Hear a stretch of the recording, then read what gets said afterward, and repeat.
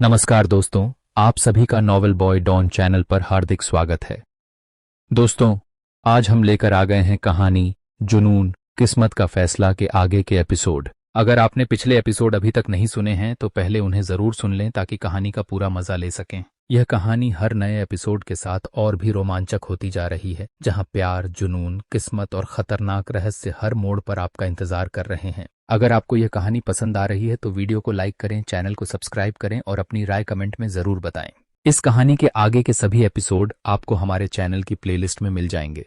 और अगर आप पूरी कहानी बिना इंतजार किए सबसे पहले सुनना चाहते हैं तो हमारे टेलीग्राम चैनल को जरूर ज्वाइन करें। वहां आपको इस कहानी की पेड मेंबरशिप और डायरेक्ट एपिसोड्स उपलब्ध हैं। अधिक जानकारी के लिए हमें टेलीग्राम पर डायरेक्ट मैसेज करें। तो बिना किसी देरी के आइए शुरू करते हैं जुनून किस्मत का फैसला के आज के शानदार एपिसोड। तुम्हारी इतनी औकात है कि मैं तुम्हें धोखा दूंगा। अनिरुद्ध सहाय। रात का वक्त, प्रयागराज। हॉस्पिटल के बाहर अरसद में एक बेंच पर बैठा था। उसका चेहरा पीला पड़ चुका था, उसके बाल माथे पर बिखरे हुए थे, उसकी खाली आंखें थकान से चूर थी और जमीन की तरफ बनी हुई थी। उसकी नीली टी शर्ट पर कितने ही सिमटे पड़े चुके थे। अरसद के बिखरे बालों में किसी ने अपना हाथ फेरा। अरसद उसे महसूस करते हुए अपनी सोच से बाहर आया। उसने सिर ऊपर उठाकर देखा, शैली जी उसके सामने खड़ी थी। वो उसे ममता भरे लहजे में देख रही थी। वो उसके पास बैठते हुए बोली, समर ठीक है अरसद, अभी डॉक्टर ने कहा है कुछ दिनों में हम उन्हें घर लेकर जा सकते हैं। शैली जी की बात सुनकर अरसद ने हाँ में सिर हिला दिया। उसके अलावा उसने कुछ नहीं कहा और अपनी नजरें फेरते हुए वापस जमीन की तरफ देखने लगा। अरसद को खामोश देख शैली जी ने कहा, अरसद रूही घर आई थी। शैली जी की बात सुनकर अरसद ने झट से उनकी तरफ देखा। वो हैरान रह गया। रूही जिस तरह से उससे नजरें फेर कर गई थी उसे लगा था कि वो उन्हें मुड़कर भी नहीं देखेगी, लेकिन वो आई थी। इतना कुछ होने के बाद भी रूही ने उसकी बात मानी थी। ये सोचकर अरसद ने उनसे कहा, दादू से मिलने। शैली जी ने हाँ में सिर हिलाकर कहा, हाँ पापा से मिलने ही आई थी और फिर आतिश के साथ चली गई। अरसद ने अपनी आंखें भींच ली। उसे अपनी कहे हर लफ्ज याद आने लगे जो गुस्से में उसने रूही से कहे थे। अब उसे अफसोस हो रहा था। अरसद अंदाजा लगा रहा था कि उसकी बातों ने रूही को कितनी चोट पहुंचाई होगी। शैली जी ने अरसद के चेहरे पर उभरे पछतावे की लकीरें देखते हुए कहा, क्या हुआ अरसद, सब ठीक है ना? अरसद ने न में सिर हिलाते हुए अफसोस के साथ कहा, मॉम मैंने बिल्कुल ठीक नहीं किया। मैंने रूही को इतना कुछ सुना दिया, मुझे वो सब नहीं कहना चाहिए था। अरसद की बात सुनकर शैली जी ने कहा, क्या हुआ अरसद, क्या कहा तुमने रूही से? अरसद ने शैली जी को सब कुछ बता दिया जो भी उसने रूही से कहा। सब सुनने के बाद शैली जी ने अरसद को समझाते हुए कहा, अरसद तुम्हें ये रूही से नहीं कहना चाहिए था। वो बचपन से सिर्फ अपनी माँ के साथ रही है तो उसके मन में समर जय के लिए नफरत आना जायज है। उसकी जगह एक बार खुद को रख कर देखो। शैली जी की बात सुनकर अरसद ने सामने देखते हुए गहरी सांस लेकर धीमी आवाज में कहा, एरा आंटी की डेथ हो चुकी है मॉम। शैली जी जो आगे कुछ कहने वाली थी, उन्होंने अरसद की बात सुन उसे देखा और कहा, क्या क्या कहा तुमने? उद्धरण चिन्ह। उन्होंने अरसद की बात सुनी थी मगर उन्हें ऐसा लग रहा था कि उन्होंने कुछ गलत सुन लिया था। अरसद ने अपनी मां की तरफ देखते हुए हाँ में सिर हिलाकर कहा, मैं भी ऐसे ही हैरान हो गया था मॉम, जब मैंने रूही के मुंह से सुना कि इरा आंटी की डेथ हो चुकी है। रूही बचपन से अकेली रही है, उसके पास कोई नहीं था, डैड भी नहीं और उसकी मॉम भी नहीं। मैं उसकी जगह अगर खुद को रखता हूं तो सोच नहीं पाता कि वो अकेले कैसे रही होगी। शैली जी बेक्यानी से अरसद को देख रही थी। उनकी आंखों में पानी की पतली सी परत उतर आई थी। उन्होंने अपनी हैरान नजरें अरसद से हटाए और खुद से कहा, अब हम रूही से नजरें कैसे मिलाएंगे, किस मुंह से उसके सामने जाएंगे? शैली जी ने अपनी नम आंखें बंद कर ली। वो खुद को भी इरा का गुनहगार मानती थी क्योंकि कहीं न कहीं इरा और समर जय के अलग होने की वजह वही थी। जब भी ये ख्याल उनके दिमाग में आता कि उन्होंने इरा और समर जय को अलग किया है तो वो यही सोचती थी कि काश 2 महीने की तरह आगे भी उन्होंने अपनी प्रेगनेंसी की बात छुपा ली होती तो 3 और जिंदगी बर्बाद नहीं होती, लेकिन वो ये नहीं कर पाई, वो नहीं छुपा पाए। अरसद ने शैली जी के कंधे पर हाथ रखा। शैली जी ने अरसद को देखते हुए कहा, मुझ पर बहुत बड़ा बोझ है अरसद, ये सब मेरी वजह हुआ है, मैं क्या करूं, मैं कैसे ये सब ठीक करूं अरसद, सब मेरी वजह हुआ, मेरी वजह से रूही को अपने डैड से दूर रहना पड़ा। शैली जी अरसद के कंधे पर सिर रख कर रोने लगी। अरसद ने बेबसी से अपनी मां को देखा। मैं सब ठीक कर दूंगा मॉम, सब ठीक कर दूंगा, रूही को हमसे दूर नहीं जाने दूंगा। अरसद ने अपनी मां को देखकर अपने मन में कहा, वो अब सब ठीक करना चाहता था लेकिन ये आसान नहीं होने वाला था। बचपन की नफरत थी, इतनी आसानी से नहीं पिघल सकती थी। अगली सुबह निर्वाणा पैलेस। बेड पर बीचों बीच ब्लैंकेट में लेटी रूही ने अपनी नींद पूरी होने पर अपनी आंखें खोली और खुलते ही बालकनी से आती धूप उसके आंखों में पड़ी। रूही ने अपनी आंखें भींच ली और उस धूप से बचने के लिए अपना चेहरा दूसरी तरफ कर लिया, फिर उठकर बैठ गई। वो अंगड़ाई लेते हुए बेड से उठी और स्लीपर पहनकर बालकनी में आ गई।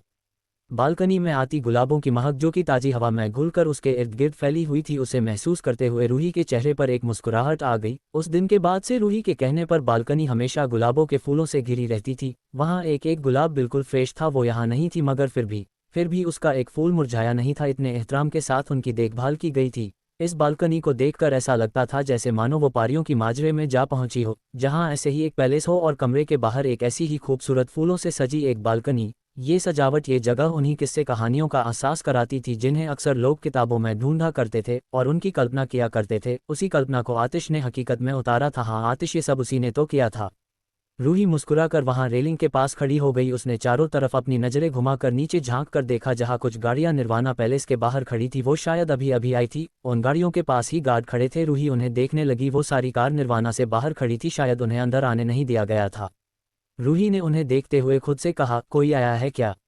रूही सवालिया नजरों से उन्हें देखते हुए अंदर चली आई और बाथरूम में चला गया। नीचे निर्वाणा पैलेस के एक कमरे में, जिसकी खबर अभी रूही को नहीं हुई थी, उस कमरे में एक शख्स इधर उधर बेचैनी से घूम रहा था। उसके आंखों में गुस्सा और चेहरे पर बेचैनी साफ साफ नजर आ रही थी।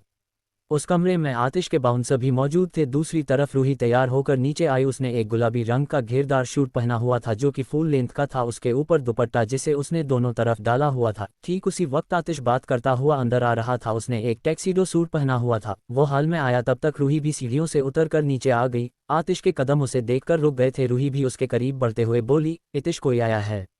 ये सवाल करते हुए रूही की नज़र उसकी शर्ट पर गई जिसका कॉलर का बटन खुला हुआ था। वो आगे बढ़कर उसकी कॉलर का बटन लगाने लगी जो उसे खुला पसंद नहीं आया था। बटन लगाने के बाद उसने अपनी नज़रें ऊपर उठाकर आतिश को देखा। आतिश ने अपना फ़ोन पॉकेट में रखा और उसी हाथ से उसकी कमर को पकड़कर उससे कहा, हम। रूही के दोनों हाथ अब उसके सीने पर रखे थे। आतिश की बात सुनकर वो बोली, कौन है? आतिश ने आराम से कहा, वो तो मिलकर पता चलेगा रूह। रूही ने अपनी आंखें गोल घुमाते हुए कहा, पहले ब्रेकफास्ट इतिश, फिर आपको जहां जाना है चले जाना। रूही ने इतना ही कहा था कि वहां युग आ गया। युग को देख रूही उससे दूर होने लगी, लेकिन आतिश ने होने नहीं दिया। रूही को भी अब जाकर अपनी कमर पर रखे आतिश के हाथों का एहसास हुआ। रूही ने आतिश से कहा, इतिश, युग आ रहा है। आतिश ने बेपरवाही से कहा, तो? आतिश के बेबाक से अंदाजा पर रूही ने धीरे से चिढ़ते हुए कहा, तो कुछ नहीं, बस मुझे छोड़ दे। आतिश उसके करीब झुककर कहा, और अगर नहीं छोड़ा तो? रूही उससे दूर होकर उसे मिन्नतें करते हुए बोली, प्लीज़ इतिश, युग क्या कहेगा? युग जो अंदर आ रहा था उसकी नज़र अभी तक आतिश और रूही पर नहीं पड़ी। रूही की बात सुन आतिश ने बुलंद आवाज में कहा, युग। आतिश की आवाज़ सुनकर युग जो वहां आ रहा था उसने आतिश को देखा, फिर एक पल गवाए बिना पलट गया और अपना फ़ोन खोलकर कुछ दूर चला गया। फिर आतिश ने रूही से आराम से कहा, अब नहीं देख रहा है तो? रूही ने युग को देखा जो अब उस तरफ नहीं आ रहा था। फिर आतिश की बातों पर उसका ध्यान चला गया। उसकी अधूरी बातों का मतलब वो समझ गई थी। उसने आतिश मिन्नतें करते हुए कहा, इतिश, मुझे भूख लगी है तो खाना खाने के बाद बात करते हैं न? आतिश ने अपना हाथ उसकी कमर पर थोड़ा आगे की तरफ घुमाते हुए इंटेंस आवाज में कहा, मुझे भी लगी है तुम्हारी भूख, तो बताओ मैं क्या करूं? आतिश ने अपनी बात खत्म होने के साथ अपना चेहरा उसकी गर्दन में छुपाते हुए एक गहरी सांस ली। रूही को उसकी बोझिल सांसें अपनी गर्दन के आसपास महसूस हो रही थी। उसका चेहरा लाल हो गया था और उसकी पलकें बोझिल हो गई। उसकी गर्म सांसें और उस पर यह हरकत दोनों ही रूही के होशो हवास को काबू कर लेती थी। आतिश को भी न जाने उसकी फ्रेग्रेंस कितना ऑब्सेस था। रूही ने गहरी सांस ली, तभी आतिश ने उसे छोड़ दिया और कहा, भूख लगी है, खाना खा लो। रूही भी अब तक संभल चुकी थी। उसने कहा, आप नहीं खाएंगे? आतिश ने उसे देखते हुए कहा, आ रहा हूँ। रूही हाँ में सिर हिलाकर डाइनिंग टेबल की तरफ चली गई। इधर युग भी उसके जाने के बाद आतिश की तरफ आ गया और उसके नज़दीक आकर बोला, बॉस, अनिरुद्ध सहाय आपसे मिलने आया है। आतिश ने डाइनिंग टेबल की तरफ जाते हुए कहा, इंतजार करने को कहो। युग उसे जाता देखता रहा। उसने खुद से कहा, और इंतजार अनिरुद्ध सहाय, तेरे हिस्से सिर्फ इंतजार ही आने वाला है बेचारा। वो हंसकर वहां से चला गया। आतिश अपनी चेयर पर आकर बैठ गया। रूही ने उसे खाना लगाया, फिर अपनी प्लेट में लगाया। ब्रेकफास्ट के बाद आतिश अपनी चेयर से उठकर रूही के माथे पर किस करके वहां से चला गया। रूही उसे पलटकर देखने लगी, फिर अपने दोनों कंधे उचकाकर अपना ब्रेकफास्ट करने लगी। आतिश उसी कमरे में आया। उसे देखकर अनिरुद्ध सहाय जो अभी इधर उधर घूम रहा था वो रुक गया। आतिश उसके सामने आकर आलिशान सी किंग साइज चेयर पर बैठ गया जिसके पीछे एक क्राउन बना हुआ था। अनिरुद्ध सहाय उसे देखते हुए उसके नज़दीक दूसरे सोफे पर बैठकर बोला, कुछ जरूरी बात करनी थी मुझे यार। आतिश ने सिगरेट निकालकर उसे अपने होठों के बीच रखकर जलाते हुए बिना उसकी तरफ देखते हुए कहा, ऐसी क्या जरूरी बात थी जो मेरे घर तक चले आए तुम? आतिश का इतना नॉर्मल बिहेव और खासकर उसकी बात अनिरुद्ध को बिल्कुल पसंद नहीं आई। उसने कहा, यार ये सब क्या है? अपूर्व की जगह तुमने जगत को टिकट दे दिया। इतने सालों से मैंने तुम्हारे कहने पर तुम्हारे सारे कंसाइनमेंट बिना किसी की नज़रों में आए राजस्थान से बाहर भिजवाए थे। मैंने तुम्हारा बहुत साथ दिया है और तुमने मुझे धोखा दिया। आतिश ने अपनी तिरछी नज़र उस पर डाली और अपनी पीठ को पीछे टिकाया, साथ ही सिगरेट को अपने होठों से हटाकर उंगली के बीच फंसाकर हाथ को नीचे करते हुए कहा, तुम्हारी इतनी औकात है कि मैं तुम्हें धोखा दूंगा अनिरुद्ध सहाय? आतिश ने उसकी आखिरी बात का सटीक जवाब दिया। आतिश की बात सुनकर अनिरुद्ध सहाय की दोनों हाथों की मुट्ठी आपस में कस गई, उनके जबड़े आपस में कस गए। उन्होंने कुछ पल खामोश रहकर आतिश को देखते हुए कहा, मैं अब सीएम नहीं हूं लेकिन पावर में हूं आतिश। उन्होंने आतिश को मानो समझाने की कोशिश की थी। ये कोशिश की आतिश अपनी बातों को सोच समझ कर बोले कि वो उन्हें कमजोर न समझे, क्योंकि ताकत अभी भी थी उनके पास जिससे वो आतिश के बहुत सारे काम बिगाड़ सकते थे, ऐसा उन्हें लगता था। और यही उन्होंने आतिश को समझाने की कोशिश की थी कि आतिश की कही बात उन्हें बर्दाश्त नहीं थी। आतिश भी उनकी बात को बहुत अच्छे से समझ गया था। वो सिगरेट की कस लेकर मुस्कुरा दिया, जैसे मानो अनिरुद्ध सहाय की बातें महज एक मजाक हो उसके लिए। जिस पावर की वो बात कर रहे थे वो उसी की दी हुई थी, उन्हें यहाँ तक पहुँचाना वाला वही था।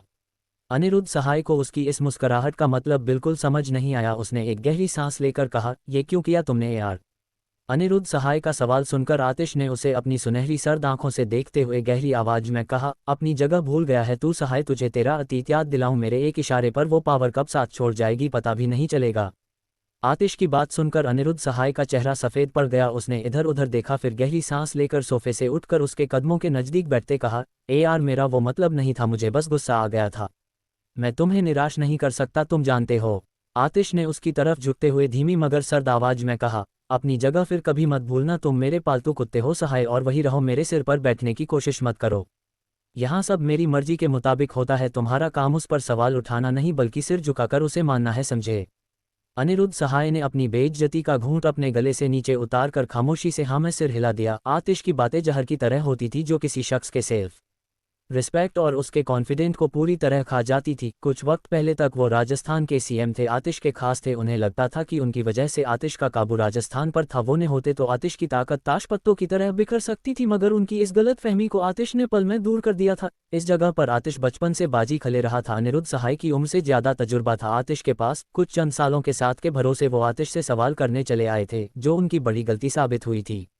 इधर रूही इन सभी बातों से बेखबर हाल से बाहर आ चुकी थी। इधर उधर टहलते हुए रूही गार्डन के पास आकर खड़ी हो गई। तभी अंदर से अनिरुद्ध सहाय बाहर निकले। वो तेजी से बाहर जा रहे थे, उनकी चाल में उनका गुस्सा नजर आ रहा था। रूही की नज़र उन पर चली गई, वो उन्हें यहाँ देखकर चौंक गई। रूही दूसरी तरफ थी, इसलिए अनिरुद्ध सहाय की नज़र उस पर नहीं पड़ी। पीछे से आतिश भी वहां आ गया। आतिश को देखकर रूही उसके पास आ गई। रूही के पायलों की बजती आवाज से अनिरुद्ध सहाय ने की नज़र रूही पर चली गई, जो कि आतिश के पास जा रही थी। उसे आतिश के नज़दीक जाता देख अनिरुद्ध सहाय उसे देखने लगा। रूही आतिश के पास आकर बोली, इतिश ये अनिरुद्ध सहाय है ना, राजस्थान के सीएम, ये हमारे घर क्या कर रहे हैं? आतिश ने उससे कहा, इलेक्शन का टाइम है, मिलने आए थे, तुम इतना मत सोचो। ये कहते हुए आतिश ने अनिरुद्ध को हाथ दिखाकर जाने का इशारा किया। अनिरुद्ध सहाय जो रूही को देख रहे थे वो आतिश का इशारा समझकर पलट गए और वहां से चले गए। रूही ने भी आतिश को इशारा करते हुए देख लिए थे, वो हैरानी से उसे देख रही थी। अनिरुद्ध सहाय कोई छोटा मोटा शख्स नहीं था, लेकिन अभी वो आतिश के किसी पपेट की तरह नजर आ रहा था। रूही के लिए ये नया और अलग सी चीज थी। आतिश ने रूही को देखते हुए कहा, मैं चलता हूँ। रूही ने हाँ में सिर हिला दिया। आतिश वहां से अपनी कार की तरफ चला गया, जो उसके जाने के लिए तैयार खड़ी थी। आतिश के जाने के बाद रूही अंदर आ गई। एआर इंडस्ट्री के पार्किंग में एक कार पार्क हुई। उस कार से गाथा बाहर आई। उसने एक बिजनेस सूट पहना हुआ था। एआर इंडस्ट्री में एम्प्लॉय के लिए एक ड्रेस कोड था, उसी के अकॉर्डिंग उन एम्प्लॉय को कंपनी आना होता था। गाथा बाहर आकर हाथ में कुछ फाइल लेकर अंदर चली गई। बीच रास्ते में उसकी टक्कर करण से हुई। गाथा की हाथ से फाइल छूटकर नीचे गिर गई। वो गुस्से से कुछ कहने ही वाली थी, लेकिन करण का चेहरा देखकर उसका गुस्सा हवा हो गया। करण ने गाथा को देखकर कहा, आई एम सो सॉरी, मैं थोड़ा जल्दी में था।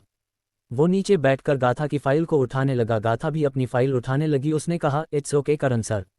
वो दोनों फाइल को समेट कर खड़े हुए। करण ने गाथा को उसकी फाइल वापस करते हुए कहा, मुझे लेट हो रहा है, हम बाद में मिलते हैं। करण मुस्कुराकर वहां से चला गया। गाथा उसे जाता देख एक आह भरते हुए बोली, मैं तो मिलना चाहती हूँ करण सर, मगर आपके पास मिलने का वक्त ही कहाँ है? पता नहीं कब आप मेरे बारे में सोचेंगे, कहीं मेरी उम्र आपके इंतजार में न निकल जाए। गाथा अपना सिर हिलाते हुए अंदर की तरफ जाने लगी। तभी उसकी नज़र युग पर गई, जो उसे घूर कर देखा रहा था। उसे देख गाथा ने अपनी आईब्रो उठा दी, जैसे पूछ रही हो कि क्या हुआ। युग ने उसके नज़दीक आकर कहा, तुम जानबूझकर करण से टकराई थी। गाथा ने युग की बात सुनकर मुस्कुराते हुए कहा, कितने अच्छे से जानते हो तुम अपनी बहन को। गाथा की बात सुनकर युग को गुस्सा आ गया। उसने कहा, गाथा उससे दूर रहो। युग की बात सुनकर गाथा ने उससे कहा, क्यों, वो तुम्हारा बॉयफ्रेंड है क्या? ओ माय गॉड मेरे भाई, तुझे लड़कों में इंटरेस्ट है? गाथा की बात सुनकर युग ने चिढ़ते हुए कहा, चुप कर, क्या बकवास कर रही है? गाथा ने उसकी बात को इग्नोर करते हुए कहा, बकवास तुमने शुरू की थी, बाय द वे मुझे बहुत काम है। युग सबरवाल, तो मैं चलती हूँ, अगली मुलाकात के बारे में भी सोचना है। युग ने खुन्नस से उसे देखा, फिर निराशा से न में सिर हिला दिया। हवेली में वीरेंद्र जी अपने कमरे में इधर उधर घूमते हुए बेचैनी से किसी को कॉल लगा रहे थे, लेकिन कोई था जो उनका कॉल नहीं उठा रहा था। एक दो रिंग जाने के बाद आखिरकार उनका कॉल उठ गया। उन्होंने फ़ोन के उठते ही कहा, कहाँ हो, मुझे तुमसे मिलना है। वीरेंद्र की बात सुनकर उधर से किसी ने आलस और लापरवाही से कहा, प्लीज़ वीरेंद्र परेशान मत करो, मैं अभी बिजी हूँ। फ़ोन के दूसरी तरफ किसी आदमी की आवाज़ थी, उसके आसपास किसी लड़की की मधोशी भरी आवाज़ भी गूंज रही थी। वीरेंद्र ने गुस्से से अपने दांत भींच लिए। उसने कहा, अपनी अय्याशियों को छोड़ो और मेरी बात सुनो। वीरेंद्र आगे कुछ कहने को हुआ तो उधर से किसी ने कहा, तुम्हारी बातें मैं बाद में सुनूंगा, अभी मुझे डिस्टर्ब मत करो। वो आदमी फ़ोन रखने को हुआ तो वीरेंद्र जी ने एक पल गवाए बिना कहा, वो लड़की जिंदा है। वो आंखें आतिश की पॉसेसिवनेस। सुबह का वक्त, हवेली में वीरेंद्र जी फ़ोन पर किसी शख्स से बात रहे थे। वीरेंद्र जी की बात सुनने के बाद कुछ पल वहां खामोशी रही। वो शख्स जो फ़ोन काटने वाला था उसने फ़ोन काटा नहीं, वो अभी भी कॉल पर था। वीरेंद्र जी भी शायद जानते थे कि वो अब कॉल नहीं कटेगा। उस शख्स ने कहा, क्या मतलब?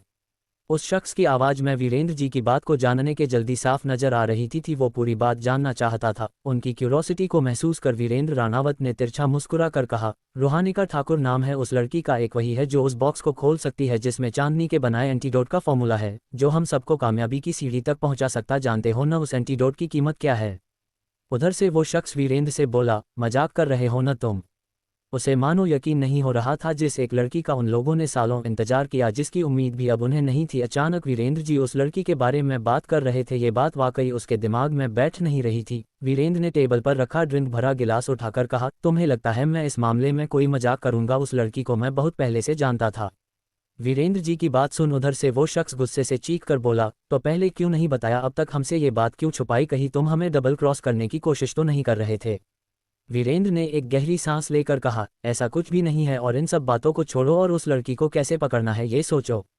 वीरेंद्र की बात सुनकर उस शख्स शांत होकर कहा, तुम वहां क्या कर रहे हो? अगर जानते हो तो उस लड़की को यहाँ लेकर आओ, बहुत लोग उसका बेसब्री से इंतजार कर रहे हैं। वीरेंद्र जी ने उस शख्स की बात का जवाब देते हुए कहा, मैं नहीं ला सकता, उस लड़की ने आतिश से शादी कर ली है, अब वो आतिश की बीबी है, कोई मामूली लड़की नहीं है जिसे उठा कर ले आऊं। हर वक्त वो आतिश के बेहतरीन बाउंसर से घिरी रहती है जिनका मुकाबला भी करना मुश्किल है। वो शख्स बोला, वो तुम्हारा बेटा है, तुम्हारे साथ रहता है, तुम ये काम आसानी से कर सकते हो। वीरेंद्र जी ने कहा, मैं नहीं कर सकता। वीरेंद्र जी की बात सुनकर वो शख्स हंसकर बोला, तो तुम्हें अपने बेटे से डर लगता है वीरेंद्र राणावत की, कहीं वो तुम्हारी जान न ले ले। उस शख्स ने वीरेंद्र जी के ईगो को बुरी तरह घायल कर दिया था। वीरेंद्र जी ने गुस्से से कहा, वो मेरा बेटा है, मुझसे नफरत कर सकता, लेकिन जान से मारना उसके बस में नहीं है। बेहतर होगा तुम ये न भूलो, मैं उसका बाप हूँ, खून है वो मेरा, और हम राणावत अपने खून से गद्दारी नहीं करते, समझे? और बात रही उस लड़की की, तो आतिश उसके मामले में बहुत पैसेसिव है, इसलिए जो भी करना होगा सोच समझ कर करना होगा। उस शख्स ने कहा, ठीक है, मैं वापस आ रहा हूँ।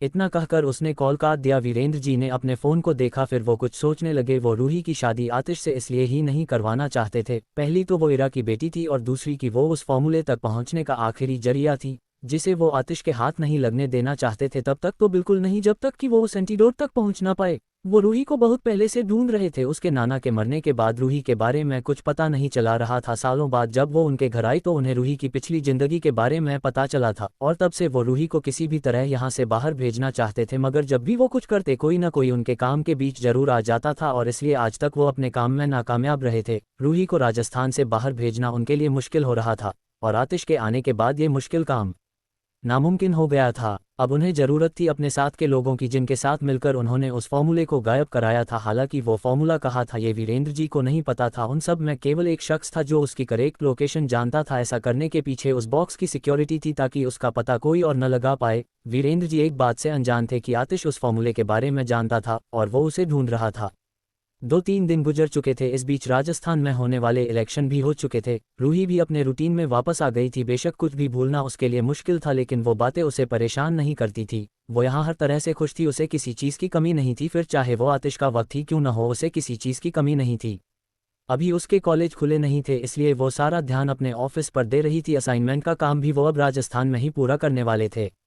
प्रयाग। समर जय अपने कमरे में बेड पर लेटे थे। उन्हें आज सुबह ही हॉस्पिटल से डिस्चार्ज मिला था। उनके सिर पर पट्टी बंधी थी और उनके हाथ पर कुछ छोटी मोटी खरोंचें थी। उन्हें सिर्फ इतनी ही चोट आई थी जितनी कि वो सह सके, उनकी जान पर बात बन आए, इतने जख्मी नहीं हुए थे वो। समर जय आंखें बंद करके बेड पर लेटे हुए थे कि उनके कमरे का दरवाजा खुला। समर जय ने अपनी आंखें नहीं खोली, क्योंकि उन्हें लगा कि शाली जी आई होगी। वो वैसे ही लेटे रहे, मगर अंदर आए अरशद की आवाज़ से उन्होंने अपनी आंखें खोल ली।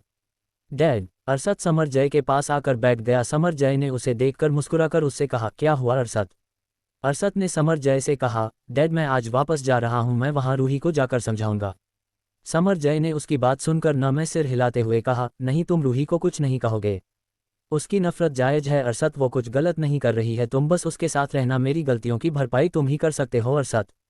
समर जय की बात सुनकर अरशद ने उन्हें देखते हुए परेशानी से कहा, डैड तो क्या आप कोशिश नहीं करेंगे रूही को मनाने की? समर जय ने हाँ में सिर हिलाते हुए कहा, करूंगा, मैं खुद राजस्थान आऊंगा रूही को मनाने के लिए, उससे माफ़ी मांगने के लिए, और तब तक माफ़ी मांगता रहूंगा जब तक वो मुझे माफ़ नहीं कर देती। समर जय नीचे की तरफ देखने लगे। उनकी बात सुन अरशद ने उन्हें देखते हुए कहा, और अगर उसने कभी आपको माफ़ नहीं किया तो? समर जय ने मुस्कुराते हुए उसे देखा और कहा, तो न करे, उसकी मर्जी, मैं जिंदगी भर उसकी माफ़ी के लिए इंतजार करता रहूंगा। अगर उसने मुझे कभी माफ़ भी नहीं किया तो भी मुझे उससे कोई शिकायत नहीं होगी।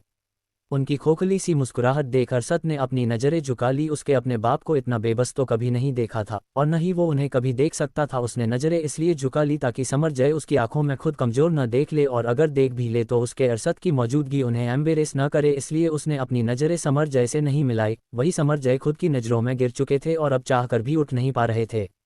अरशद ने हाँ में सिर हिलाकर उनका हाथ पकड़ा और उसे अपने हाथ में लेते हुए कहा, मैं आपसे वादा करता हूँ रूही का साथ कभी नहीं छोड़ूंगा, चाहे कैसी भी सिचुएशन क्यों न हो। रूही अगर कभी गलत भी हुई तो भी मैं उसका साथ दूंगा। समर जय ने भीगी पलकों से उसे देखा और वो मुस्कुरा दिया। राजस्थान, निर्वाणा पैलेस, शाम का वक्त। रूही गार्डन में बैठी अपना असाइनमेंट का काम खत्म कर रही थी। टेबल पर उसका सामान रखा था। वो चेयर पर बैठी एक पेपर पर सामने टेबल पर रखे लैपटॉप में से कंटेंट को देखकर पेपर पर लिख रही थी। उसके नज़दीक ही जेरियल और लियोना दोनों मौजूद थे। वो उसके पीछे ही बैठे हुए थे। वो उसे जरा भी डिस्टर्ब नहीं कर रहे थे, न ही किसी और को करने दे रहे थे। अरोरा रूही की गोद में बैठी सो रही थी। अपोलो, लियो और रियो तीनों वही उसके आसपास घूम रहे थे। उनकी लड़ाई चालू थी, वो एक साथ खेल रहे थे। अरोरा की नींद पूरी हुई तो वो उसके गोद से उतरने लगी। रूही ने उसे देखा, फिर मुस्कुरा कर उसे अपने हाथों में पकड़ते हुए कहा, तुम उठ गई? अरोरा ने हाँ में सिर हिला दिया। रूही ने उसे नीचे छोड़ दिया। अरोरा अंगड़ाई लेते हुए अपने भाइयों के पास चली गई। उसके सभी भाई उससे बहुत प्यार करते थे।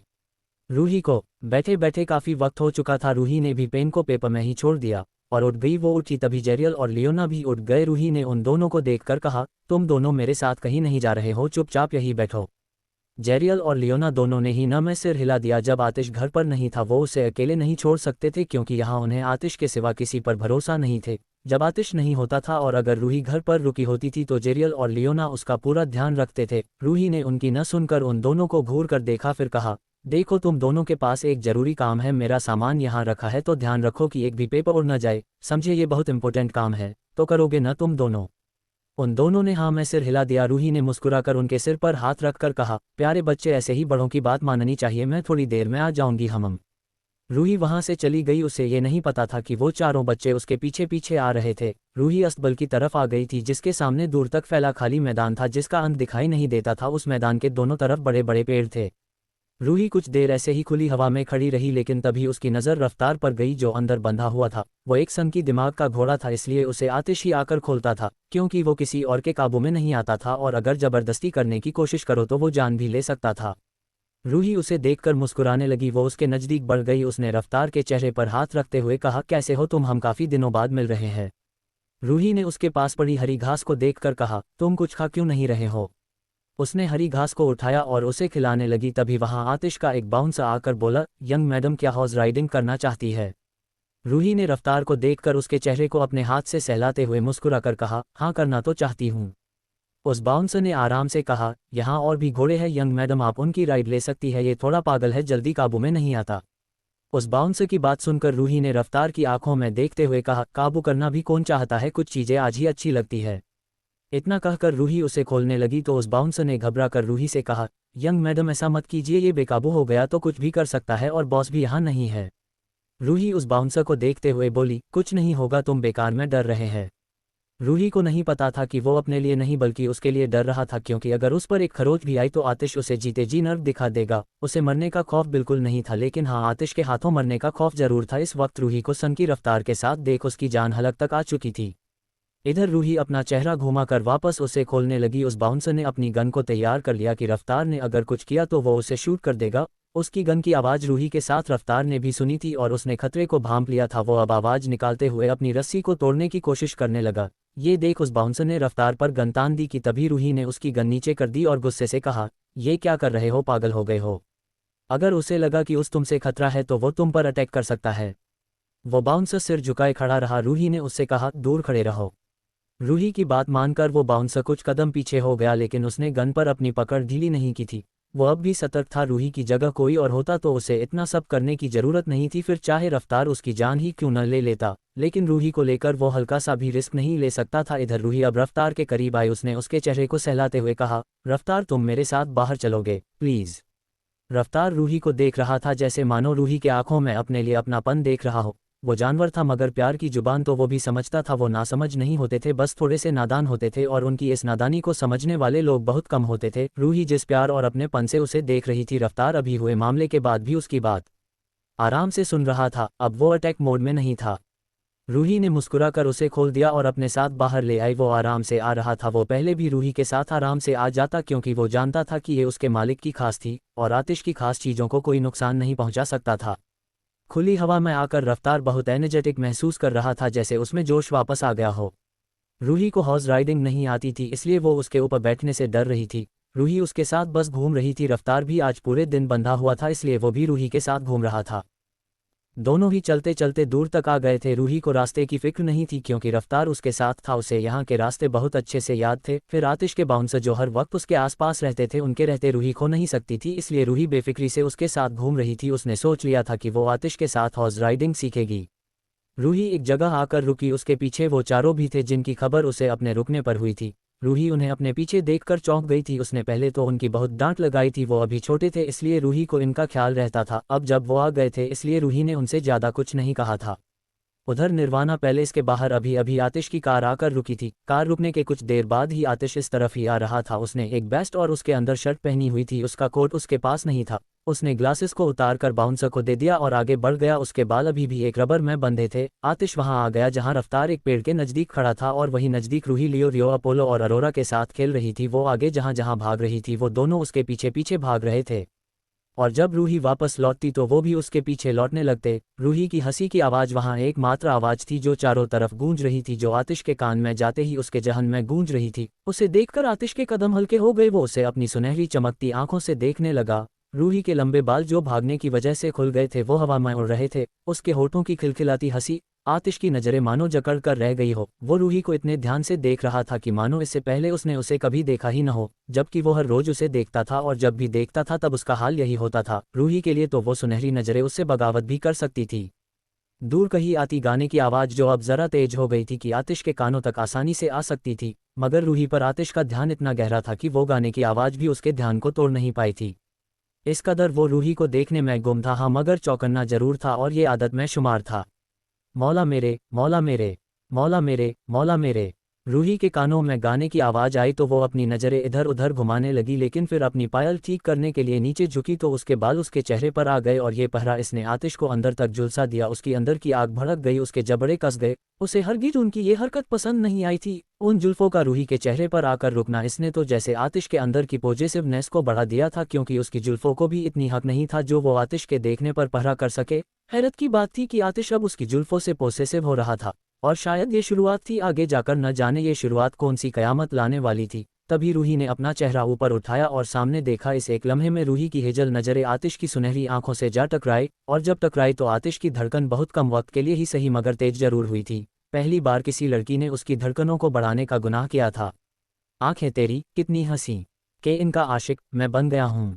रूही की हेजल आंखों को देखकर आतिश की आंखें और भी गहरी और इंटेंस हो गई थी। एक और चीज हुई थी, रूही की उन आंखों ने मानो उसके जलते शरीर पर ठंडी बूंदों का काम किया था। आतिश की कसी मुट्ठी अब ढीली पड़ रही थी। वो शख्स जिसकी आग सबको झुलसा देती थी, वो आज सिर्फ उन दो हेजल नजरों के टकराव से पिघल गई थी। सिर्फ उन दो नजरों से।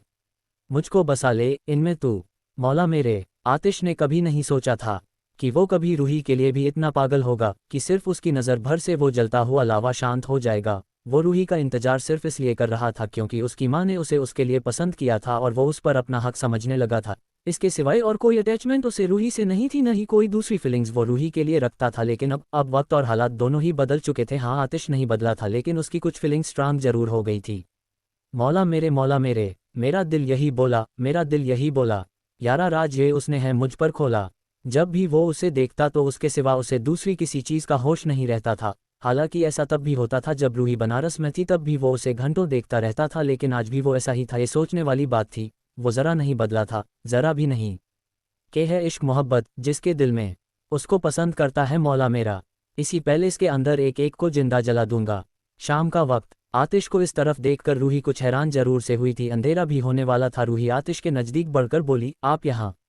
आतिश ने रूही की तरफ बढ़ते हुए कहा, हम मैं क्या नहीं आ सकता? आतिश, जो अभी कुछ ही देर पहले उसे देखने में इतना मशगूल था कि उसे गाने की तेज आवाज़ तक सुनाई नहीं दे रही थी, वो रूही की आवाज़ सुनकर अपनी बात ऐसे कह गया मानो कि कभी कहीं खोया ही न हो। कोई कह ही नहीं सकता था कि ये शख्स कुछ देर पहले अपने होशो हवास से अपना काबू खो चुका था। हाँ, अगर कोई और शख्स होता तो शायद आतिश को उसकी आवाज़ सुनाई न दी होती, मगर रूही की आवाज़ वो तेज शोर में भी पहचान सकता था। चारों तरफ चीखती चिल्लाती आवाज़ों से भी आतिश घिरा हो और रूही सिर्फ अपनी महीन आवाज़ में उसका नाम भी ले ले तो भी आतिश उसकी आवाज़ उतनी आसानी से पहचान सकता जितना कि अभी। आतिश के बढ़ते एक कदम से रूही एक कदम पीछे हो गई। उसने कहा, क्यों क्यों नहीं आ सकते? जरूर आ सकते हैं, सब कुछ आपका ही है। रूही पीछे की तरफ बढ़ रही थी और आतिश उसकी तरफ अपने कदम बढ़ा रहा था। रूही को खुद नहीं मालूम कि वो आखिर पीछे क्यों हो रही थी। आखिर में वो एक पेड़ से जा टकराए और आतिश उसके करीब आकर खड़ा हो गया। उसने उसके नज़दीक पेड़ पर अपना हाथ रखा और उसके करीब खड़े होकर उसे देखते हुए गहरी आवाज़ में कहा, हम सब कुछ मेरा ही है। आतिश ने जिस लहजे में ये बात कही थी, रूही को उससे अपनी नज़रें चुरानी पड़ गई। उसने आतिश को खुद से दूर करके कहा, रात हो रही है, वापस चलते हैं। वो उसके करीब से निकल गई। उसने रफ्तार को और उन चारों को आवाज़ दी। रूही की एक आवाज़ पर वो सभी वापस चल दिए। आतिश भी रूही के साथ जा रहा था कि तभी उसकी नज़र छोटी छोटी झाड़ियों की तरफ गई। उसने बस एक पल तक ही वहां देखा था, फिर अपनी नज़रें रूही पर करते हुए उसका हाथ पकड़ लिया। रूही ने आतिश को देखकर उसे इशारे से पूछा कि क्या हुआ। आतिश ने नमे सिर हिला दिया। वो आगे बढ़ गया, लेकिन अब उसका चेहरा कुछ सर्द और पथरीला नजर आ रहा था। कुछ देर पहले जैसा नॉर्मल नहीं था वो। निर्वाणा पैलेस। रुद्री निर्वाणा पैलेस आई हुई थी। वो हाल में सोफे पर बैठी थी और आसपास अपनी नज़रें घुमा रही थी। अकेले बैठने में उसे डर लग रहा था कि कहीं जेरियल और लियोना न आ जाए। उसके जहन में अभी भी लियोना और जेरियल दोनों का डर अभी भी कायम था। रूही भी फाइल लेने कमरे में गई थी। रुद्री जल्दी से जल्दी निकलना चाहती थी। कुछ ही देर में रूही सीढ़ियों से उतरकर नीचे आई। वो रुद्री के पास आई तो रुद्री जल्दी से खड़ी हो गई। रूही ने उसका चेहरा देखा तो कहा, क्या हुआ? रुद्री ने नमे सिर हिलाकर इधर उधर देखते हुए कहा, नहीं कुछ नहीं, तू फाइल दे दे। रूही ने उसकी बात सुनकर उसे फाइल देते हुए कहा, कल तुम तीनों यहाँ आ जाना, बाकी का काम साथ में कर लेंगे। रूही की बात सुनकर रुद्री ने जल्दी से नमे सिर हिलाते हुए कहा, नहीं, हमें उन दोनों का खाना बनने का शौक नहीं है। रुद्री की बात सुन पहले तो रूही उसे नासमझी से देखने लगी, पर जब उसे उसकी बातों का मतलब असल में समझ आया तब वो बोली, ऐसा कुछ नहीं होगा, वो दोनों बहुत डिसेंट है, कुछ नहीं करेंगे, कल तुम तीनों टाइम से आ जाना, सारा काम देख लेंगे। रुद्री ने हाँ में सिर हिला दिया और बोली, ठीक है, आज जाएंगे, अभी चलती हूँ। रुद्री वहां से चली गई। रूही हाल से स्टडी रूम की तरफ आ गई। वो जब स्टडी रूम में आई तो वहां कोई नहीं था। रूही ने आसपास नजरें घुमाते हुए खुद से कहा, कहाँ चले गए? रूही पुल की तरफ जाने के लिए एक कदम आगे बढ़ी ही थी कि तभी टेबल पर रखा आतिश का फ़ोन बजने लगा। रूही की नज़र भी आतिश के फ़ोन पर चली गई। वो अपने आगे बढ़ते कदम रोककर टेबल की तरफ बढ़ गई। उसने फ़ोन को उठाते हुए स्क्रीन पर शो होते नंबर को देखा। उस पर कोई नाम नहीं लिखा था। रूही ने अपने आसपास देखा, आतिश तो आसपास था नहीं और फ़ोन बजे ही जा रहा था। रूही ने ज़रूरी कॉल समझकर कॉल उठा लिया और फ़ोन अपने कान पर लगाते हुए कहा, हेलो। उसकी नज़रें अभी भी आतिश को ढूंढ रहे थे। रूही जवाब के एवज में खामोश हो गई थी, लेकिन उधर से किसी की आवाज़ नहीं आई। रूही को थोड़ा अजीब लगा। उसने फ़ोन को अपने कान से उठाकर अपनी आंखें के सामने किया। कॉल बाकायदा चल रही थी। रूही ने दोबारा फ़ोन को अपने कान पर लगाते हुए कहा, हेलो, कौन है? कुछ पल की खामोशी के बाद उधर से किसी की सख्त आवाज़ आई, तुम कौन हो? आतिश का फ़ोन तुम्हारे पास क्या कर रहा है? उधर से किसी औरत की आवाज़ सुनकर रूही एक पल के लिए हैरान हो हुई और जैसे वो बात कर रही थी रूही को वो कुछ खास पसंद नहीं आई थी। रूही ने उससे कहा, पहले आप बताएं, आप कौन है? उधर से वो औरत कुछ पल खामोश होकर बोली, आतिश कहाँ है? मुझे उससे बात करनी है, उसे फ़ोन दो। रूही अभी समझ नहीं पा रही थी वो कुछ कहती, उससे पहले ही आतिश ने उसके हाथ से फ़ोन ले लिए। रूही ने अपना चेहरा घुमाकर आतिश को देखा। आतिश ने फ़ोन को अपने कान पर लगाकर उधर से एक लफ्ज़ सुने बिना ही कहा, मैं आ रहा हूँ। और इतना कहकर उसने कॉल काट दिया। सामने रूही उसे अजीब नज़रों से देख रही थी। उसने आतिश से कहा, वो कौन थी? आतिश ने रूही की बात सुनकर उसे देखते हुए कहा, बिजनेस पार्टनर है, मेरा इंतजार मत करना, मैं लेट आऊँगा। रूही ने आतिश से कहा, लेकिन इतिश दी। रूही कुछ कहती उससे पहले ही आतिश ने रूही से कहा, जरूरी काम है। वो रूही की पूरी बात सुने बिना ही चला गया। रूही खड़ी होकर उसे देखती रही। उसने उसे कुछ कहने का मौका ही नहीं दिया और वो लड़की उसकी बातें जाहिर कर रही थी कि वो आतिश को बहुत अच्छे से जानती थी और शायद आतिश भी उसे बहुत अच्छे से जानता था, तभी तो उसके एक फ़ोन पर चला गया। रूही बेचैनी से दरवाजे को देख रही थी। वो धीरे कदम लेकर इस एक फ़ोन कॉल के बारे में सोचते हुए अपने कमरे की तरफ चली गई। वो डिनर के लिए आतिश को बुलाने गई थी, मगर आतिश तो चला गया और अब उसका दिल भी नहीं था खाने का, इसलिए वो अपने कमरे की तरफ रुक कर चुकी थी। उसे ये बता ज़्यादा परेशान कर रही थी कि वो लड़की कौन थी जो इतने हक से आतिश का नाम ले रही थी, जितने हक से शायद वो भी नहीं लेती थी। इधर आतिश निर्वाणा से अकेला ही कार लेकर निकल चुका था। उसके साथ उसके कोई भी बाउंसर नहीं था। वो तेजी से ड्राइव कर रहा था। आतिश की कार एक बड़े पैलेस के सामने जाकर रुकी। वो जितना ही बड़ा था उतना ही खूबसूरत भी था। निर्वाणा के जितना ही खूबसूरत इस पैलेस का इंटीरियर था। एंट्रेंस से घुसते ही एक बड़ा गार्डन था जो कि बहुत खूबसूरत था। इसके बाहर ही सूर्यवंशी पैलेस के नाम की नेम प्लेट लगी थी। बाहर लगे बड़े गेट पर गार्ड बैठे हुए थे। उन्होंने जैसे ही आतिश की कार देखी तो फौरन ही डोर खोल दिया। आतिश की कार अंदर बढ़ गई और वो सब सिर झुकाए ऐसे खड़े थे मानो कोई राजा अपने महल वापस आया हो। आतिश की कार पार्किंग में रुकी और वो अंदर की तरफ बढ़ गया। वो जहां जहां से निकलता सब उसे देखकर अपना सिर झुका लेते। वो महल बाहर से जितना खूबसूरत था, अंदर से भी उसकी खूबसूरती देखते बन रही थी। खूबसूरती और रॉयल्टी की अनूठी मिसाल था वो पैलेस। आतिश के कदम बहुत तेज था और उसके कदम यहाँ पड़ते ही सभी सहम कर खड़े थे। वो बिना किसी की तरफ देखे आगे की तरफ तेजी से बढ़ रहा था। आतिश एक कॉरिडोर में आया। वहां एक शख्स उसके शान में पहले से मौजूद था। वो उसे देखकर हड़बड़ी से डरते हुए बोला, खंभागड़ी हुक्म। आतिश के कदम उसे देखकर भी धीमे नहीं पड़े थे। वो उसकी तरफ देखे बिना तेजी से आगे बढ़ रहा था और आतिश के कदम पकड़ने के लिए उस शख्स को लगभग दौड़ना पड़ रहा था। वो बाहर से खुद को शांत रखने की पूरी कोशिश कर रहा था, मगर अंदर से वो उतना ही सहमा हुआ था। आतिश के कदम अक्सर जब भी उस पैलेस में पड़ते थे तो कोई बड़ी बात ही होती थी। आतिश एक कमरे की तरफ आया तो बाहर खड़े लोगों ने उसके लिए दरवाज़ा खोल दिया। आतिश अंदर आ गया और आतिश के जाते ही उस शख्स ने गहरी सांस ली। आतिश अंदर आया जहां सोफे पर एक औरत बैठी हुई थी जिसने साड़ी पहनी हुई थी। उस कमरे में अंधेरा था, इसलिए उस औरत का चेहरा दिखाई नहीं दे रहा था, मगर जितनी भी वो दिख रही थी उस हिसाब से वो खूबसूरत नजर आ रही थी और वो खूबसूरत थी। आतिश को देख वो औरत बोली, तो तुम आ गए। मुझे तो लगा था कि कल की तरह मेरी बात को इग्नोर कर दोगे, लेकिन तुमने तो मुझे गलत साबित कर दिया। आतिश उस औरत के सामने सोफे पर आकर बैठ गया। उसने एक पैर के ऊपर पैर रख उन्हें गहरी नजरों से देखते हुए सर्द आवाज में कहा, मना किया था उस फोन पर कॉल मत करना। आतिश की बात सुनकर उस औरत के चेहरे पर मुस्कुराहट आ गई। उसने कहा, तो कल मेरी बात मान लेते, मैं तुम्हारे पर्सनल फ़ोन पर कॉल नहीं करती। मुझे अपने पास आने नहीं देते और मेरे कॉल का जवाब नहीं देते, तो बताओ भला मैं भी क्या करूं? एक जरूरी बात करनी थी तुमसे। आतिश उस औरत को अपनी खामोश सर्द नजरों से देखने लगा। तभी उस औरत ने कहा, शादी के बारे में क्या सोचा है? आतिश ने बिना कुछ कहे लापरवाही से अपनी नज़रें उससे हटा ली और उसकी इस हरकत से सामने बैठी औरत की मुस्कुराहट हल्की पड़ गई। उसके दोनों हाथों की मुट्ठी कस गई। एक गहरी सांस लेकर उसने सामने रखी बोतल में ड्रिंक को गिलास में भरते हुए कहा, वो लड़की कौन थी? आतिश ने कोई जवाब नहीं दिया। उस औरत ने गिलास को उसके सामने रखते हुए कहा, आतिश मैं कुछ पूछ रही हूँ। आतिश ने उसे अपनी सुनहरी नज़रों से देखते हुए कहा, मैं जवाब देने के मूड में नहीं हूँ। आतिश की बात सुनकर उस औरत के चेहरे पर गुस्सा नजर आने लगा, जिसे आतिश ने भी देखा, मगर उसे कोई फर्क नहीं पड़ा था। भले ही यहाँ वो अकेला था, लेकिन फिर भी उसे जरा भी डर नहीं था, बल्कि यहाँ मौजूद हर शख्स उससे डरा हुआ था।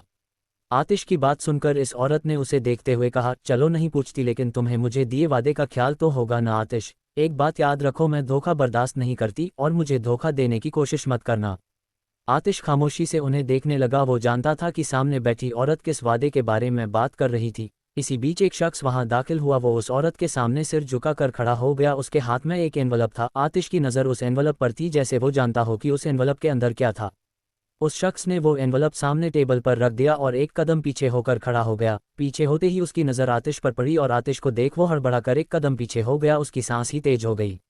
आतिश ने भी अब अपनी जानलेवा नज़रों को एनवलप से घुमाकर उस शख्स को देखा। उसकी नज़रें देख उस शख्स ने अपनी नज़रें नीचे कर ली, लेकिन उसकी जान हलक में आ चुकी थी। आतिश अपनी जगह से खड़ा होकर उसकी तरफ बढ़ गया। वो शख्स अपने कदम पीछे लेने लगा।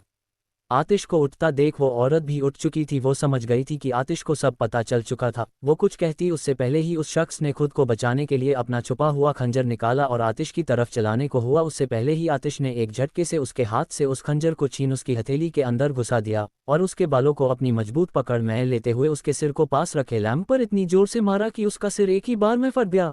वो शख्स उस पहले से हमले से संभला नहीं था कि दूसरे हमले में वो बिल्कुल पस्त हो चुका था। वो तड़पने लगा और डर से न मैं सिर हिला रहा था। उसकी चीखें वहां की दीवारों को पार करते हुए बाहर जा रही थी। वो औरत हैरानी से आतिश को देख रही थी। आतिश के जबड़े आपस में कसे हुए थे। उसने उस शख्स के बालों को पकड़ा और एक तरफ जलते बोनफायर की आग में उस शख्स का चेहरा डाल दिया। वो शख्स आगे की जलन को महसूस कर इंतहाई दर्द से चीखने लगा और झटपटाने लगा। उसके नाखून वहां की दीवारों को खरोच रहे थे और अब वो नाखून भी टूट चुके थे। उसके पैर जमीन पर रगड़ रहे थे। उसकी चीखें इस कमरे के दरवाजे से टकराते हुए बाहर तक जा रही थी।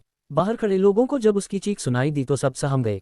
खुद वो शख्स भी जो आतिश को कॉरिडोर में मिला था उसने खुद से कहा, अब हुकुम को गुस्सा क्यों आ गया। आतिश बेहद आराम से उस शख्स के बालों को पकड़े बॉनफायर के सामने बैठा था। उसने इतनी मजबूती से उसे पकड़ा हुआ था कि वो चाहकर भी छूट नहीं पा रहा था। उसकी चीखें भी धीमी पड़ चुकी थी। उस शख्स के आगे के बाल जल चुके थे, उसके चेहरा आग की चपेट में आ चुका था, खाल बाहर की तरफ लटक गई थी, खून में लिपटा मांस बाहर की तरफ नजर आने लगा था। आतिश की नजरें सामने जलती आग की तरफ थी, उसका चेहरा जलती हुई आग की लपटों में लाल नजर आ रहा था। उसकी आंखों में जलता लावा तो इस जलती आग से भी ज्यादा लाल था। आतिश ने उस जलती आग को देखते हुए सर्द आवाज में एक एक शब्द पर जोर देते हुए कहा, आइंदा अगर यहाँ का एक भी शख्स मुझे निर्वाणा के आसपास दोबारा नजर आया तो इसी पैलेस के अंदर एक एक को जिंदा जला दूंगा, और उसके बाद इस पैलेस को भी।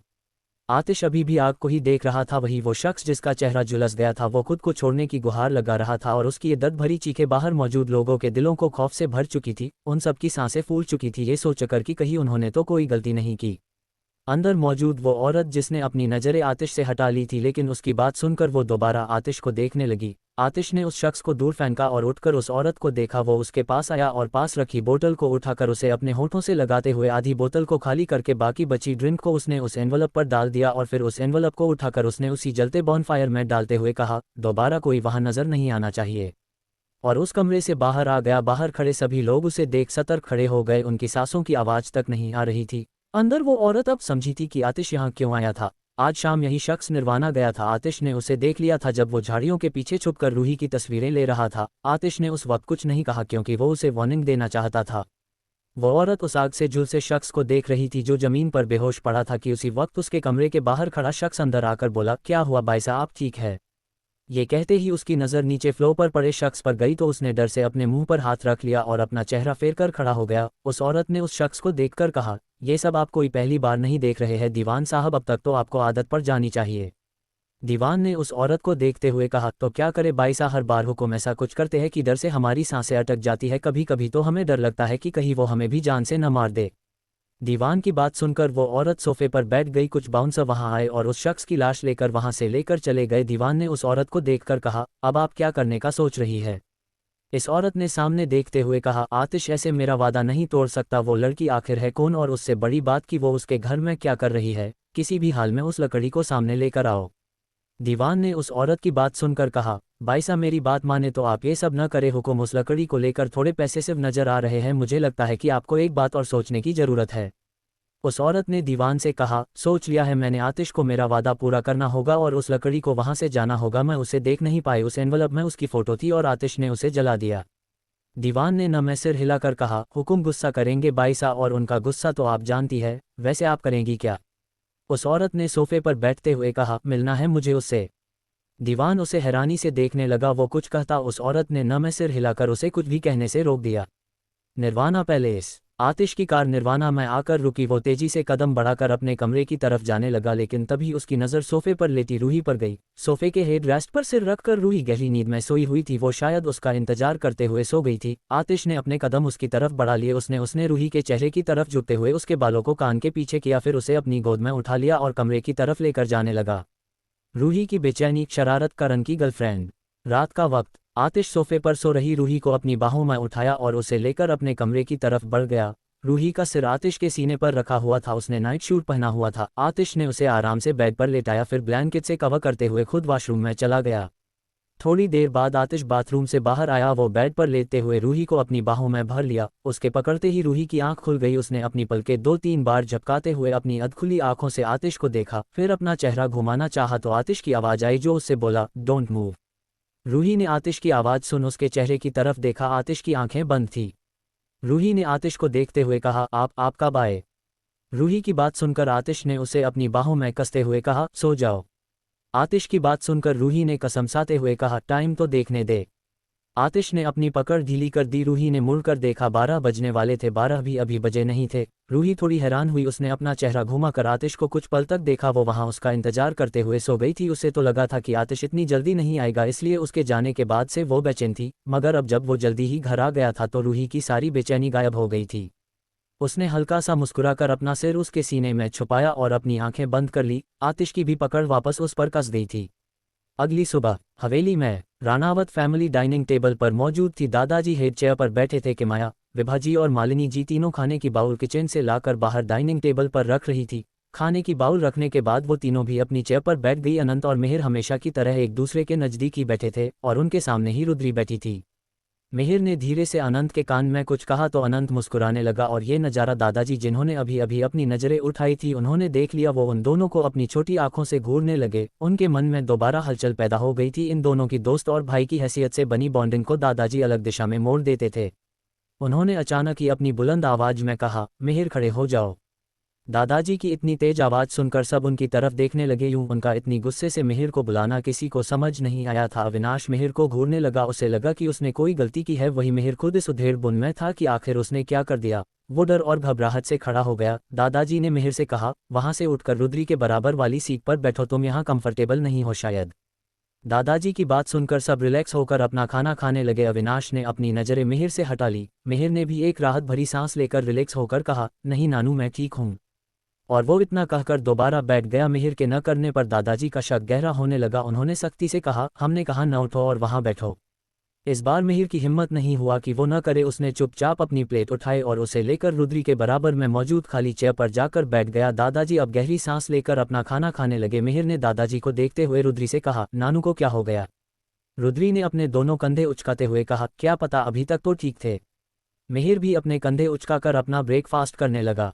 बाहर सड़क पर दौड़ती एक कार अपनी मंजिल की तरफ तेजी से चल रही थी। वो कार निर्वाणा के बाहर आकर रुकी। उसका दरवाजा खुला और गाथा बाहर निकली। उसने दोबारा झुककर कार में रखी एक फाइल उठाकर अंदर की तरफ जाने लगी। बाउंसर ने उसे नहीं रोका क्योंकि उसे तो सब जानते थे। गाथा अंदर आई। वो पैलेस के अंदर जाने लगी। तभी उसकी नज़र गार्डन में खड़ी रूही पर गई जो तैयार होकर पूल के पास खड़ी थी। गाथा निर्वाणा में एक लकड़ी को देखकर हैरान हो गई। उसे याद ही नहीं रहा कि आतिश की शादी हो चुकी है। रूही को इतनी बेफिक्री से घूमता देख गाथा को जैसे अपनी आंखों पर यकीन नहीं हुआ कि आतिश के घर में कोई लड़की मौजूद है और सिर्फ मौजूद ही नहीं है, वो यहाँ घूम भी रही है।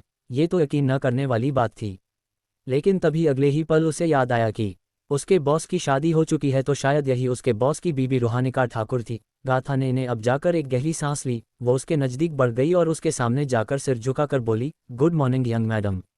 रूही अचानक किसी की आवाज़ सुनकर एक पल के लिए चौंकी। उसने पलटकर गाथा को देखा। एक लड़की को देख वो थोड़ा हैरान हुई और बोली, तुम कौन हो?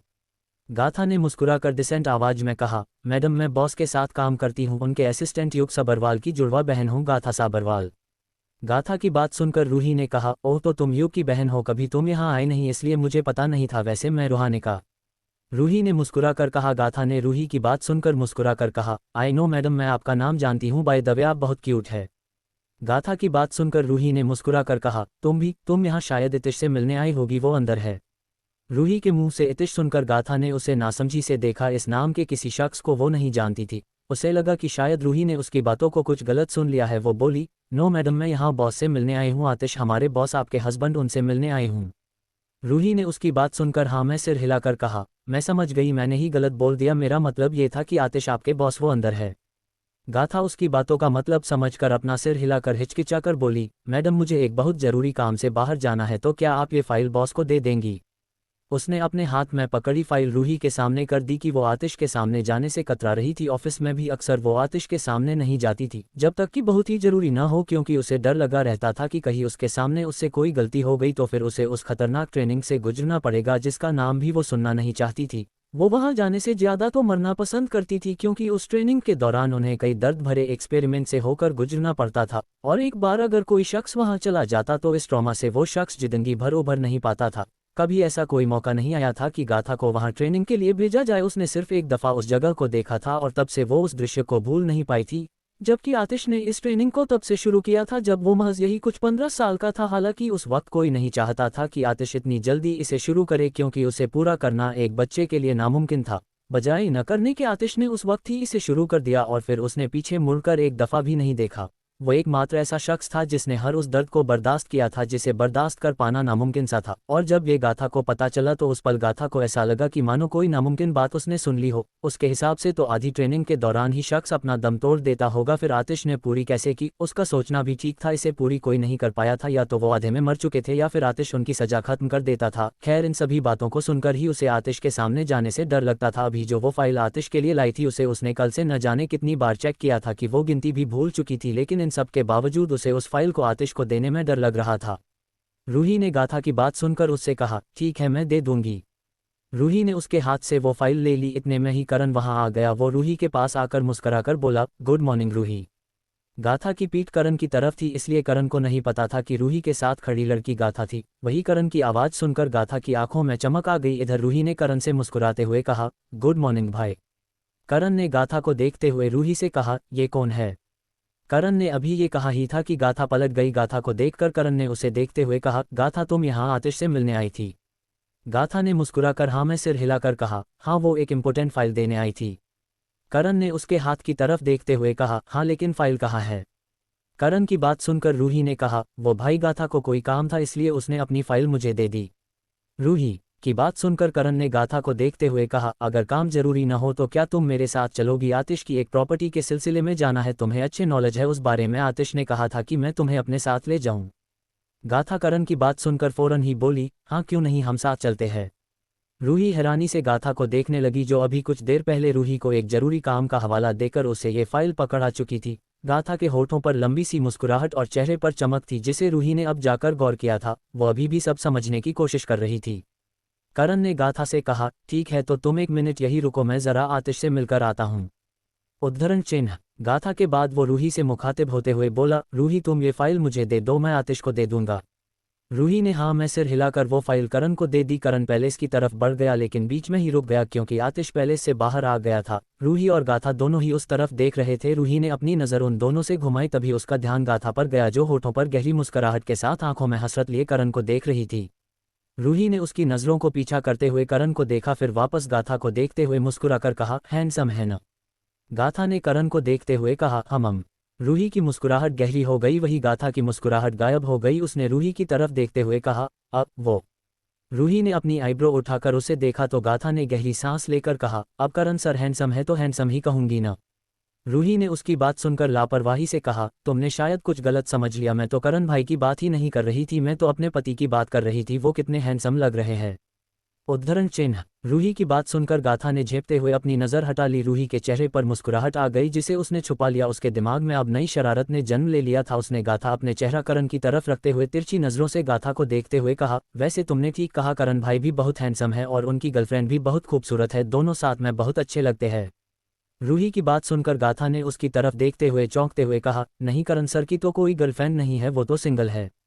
रूही ने उसकी बात सुनकर कहा, अरे एक है, बहुत खूबसूरत है, करण भाई तो उससे बहुत प्यार करते हैं, बहुत मानते हैं उसे। भाई थोड़े सा नेचर के हैं न, इसलिए वो किसी को बताते नहीं कि उनकी गर्लफ्रेंड भी है। वैसे तो उन्हें देखकर किसी को भी यकीन नहीं होगा कि उनकी इतनी प्यारी गर्लफ्रेंड है, वो कभी कभी हवेली आती जाती रहती है। रूही ने लंबी मुस्कुराहट के साथ उसे अपनी बातों में फंसा लिया। रूही के झूठ पर गाथा ने फौरन यकीन कर लिया, क्योंकि रूही के बोले गए झूठ को पकड़ पाना इतना आसान नहीं था। फिर गाथा करण को जानती भी कितना थी, जाहिर है रूही यही रहती थी, वो उसके बारे में सब जानती होगी। गाथा ने धीमी आवाज में कहा, क्या सच में उनकी गर्लफ्रेंड है? रूही ने अपनी उमड़ती हंसी को काबू करते हुए हाँ में सिर हिलाकर कहा, हाँ तुम उनसे पूछना, शायद वो तुम्हें बता दे। रूही ने करण को आते हुए देखा तो बिल्कुल खामोश हो गई। करण ने रूही को देखा, फिर गाथा को देखते हुए कहा, हम चले। गाथा जो कुछ देर पहले इतनी खुश थी मगर अब उसके चेहरे पर कोई एक्सप्रेशन नहीं थे, वो बिना किसी भाव के करण से बोली, मैं आपका कार में वेट कर रही हूँ सर। इतना कहकर वो वहां से चली गई। करण ने उसे उलझन भरी नजरों से उसे देखा, फिर रूही से कहा, इसे क्या हुआ? रूही ने अपने दोनों कंधे उचकाते हुए कहा, क्या पता, अभी तो ठीक थी, आपका चेहरा देखकर उसका मूड बिगड़ गया। आतिश जो वहां आ रहा था उसने रूही की बात सुनकर कहा, रियली?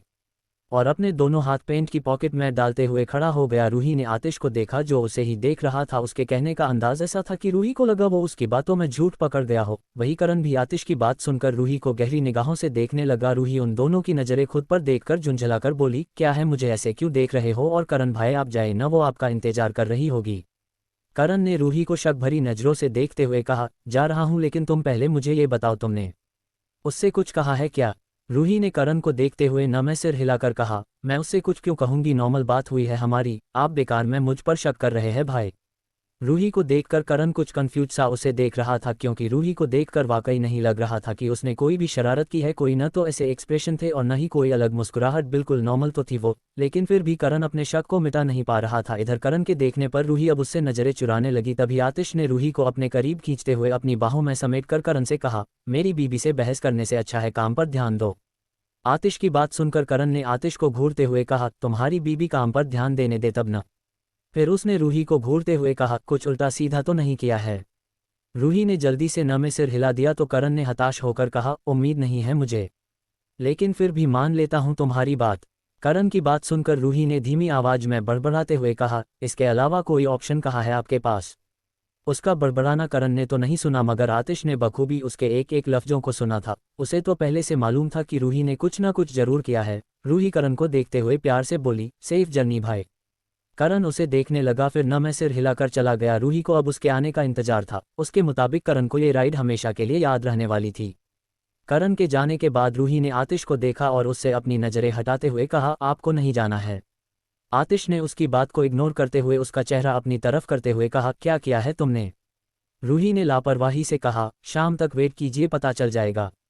निर्वाणा में इसी वक्त कई सारी गाड़ियां आकर आतिश और रूही के सामने आकर रुकी। आतिश रूही के माथे पर किस करते हुए बोला, बाहर जाने से पहले मुझे इन्फॉर्म कर देना। आतिश की बात सुनकर रूही ने उसे सवालिया नजरों से देखते हुए कहा, लेकिन क्यों? मेरा मतलब है कि कोई बात है क्या? एक बाउंसर ने कार का डोर खोल दिया। आतिश कार के डोर की तरफ पलटा कि रूही की बात सुनकर रुक गया। उसने मुड़कर रूही को देखा और कहा, सिक्योरिटी के लिए रूह, और कार के अंदर बैठ गया। बाहर खड़ी रूही अभी भी उसे उलझन से देख रही थी। उसे किसी सिक्योरिटी की जरूरत नहीं थी और आतिश ने भी ऐसे पहले कभी भी उससे कुछ नहीं कहा था। फिर अचानक क्या हो गया? रूही को अब उस औरत की भी याद आ गई। वो जानना चाहती थी कि वो औरत कौन थी। क्या वो वाकई सिर्फ एक बिजनेस पार्टनर थी? आतिश की कार पैलेस से निकल गई और रूही एक गहरी सांस लेकर अंदर आ गई। इधर अरशद भी कल राजस्थान वापस आ गया था और अभी फिलहाल वो अपने हॉस्टल में था। इस नए ट्विस्ट का खुलासा जल्दी होगा, तब तक के लिए इंतजार करिए। दोस्तों, आज के इस एपिसोड में बस इतना ही। अगर आपको यह कहानी पसंद आई हो तो वीडियो को लाइक करें और कमेंट करके ज़रूर बताइए कि आपको आज का एपिसोड कैसा लगा। अगर आप ऐसी ही शानदार कहानियां आगे भी सुनना चाहते हैं तो सब्सक्राइब ज़रूर करें और बेल आइकन दबाना न भूलें ताकि कोई भी नया एपिसोड आपसे मिस ना हो। और अगर आप अगले एपिसोड सबसे पहले सुनना चाहते हैं तो हमारे टेलीग्राम चैनल को ज्वाइन करें। वहाँ पेड मेंबरशिप के माध्यम से आपको नए एपिसोड सबसे पहले उपलब्ध कराए जाते हैं। तो मिलते हैं अगले रोमांचक एपिसोड में। तब तक के लिए धन्यवाद। अपना ख्याल रखिए।